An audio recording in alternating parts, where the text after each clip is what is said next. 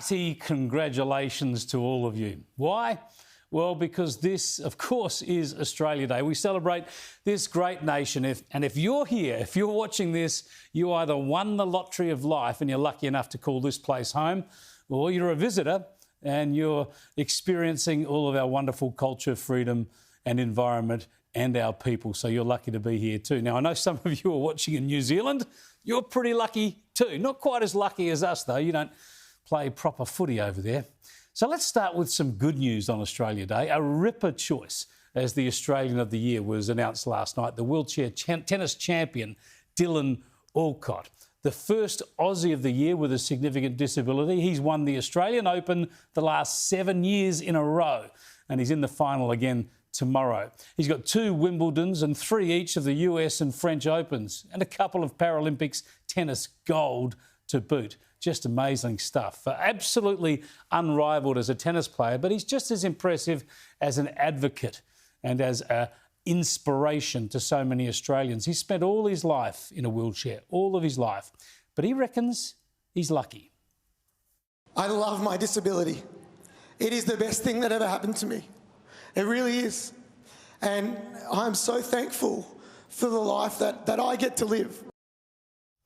Now, life has been tough, obviously, for Alcott. In fact, his references to the difficult times are harrowing. But listen to how he rationalises it, how he got through it, and how he shares the credit. If I'm honest with you, I cannot tell you how much I used to hate myself. I used to hate having a disability. I hated it so much. I hated being different, and, you know, I didn't want to be here anymore. I really didn't.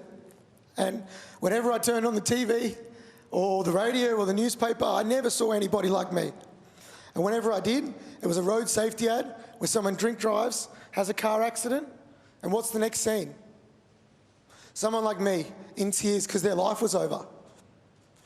And I thought to myself, that's not my life. But I believed that was going to be my life.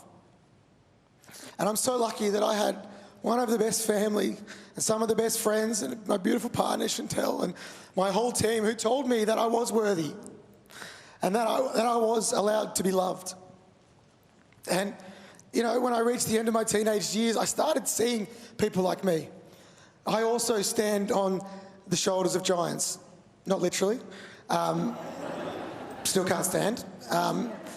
But Paralympic athletes like Louise Savage, Kurt Fernley, Danny DeToro, people that are the reason that I got into sport, advocates like Stella Young, they paved the way so I can be here tonight. Just a terrific Australian and such a great choice. Just as Grace Tame was a good choice last year.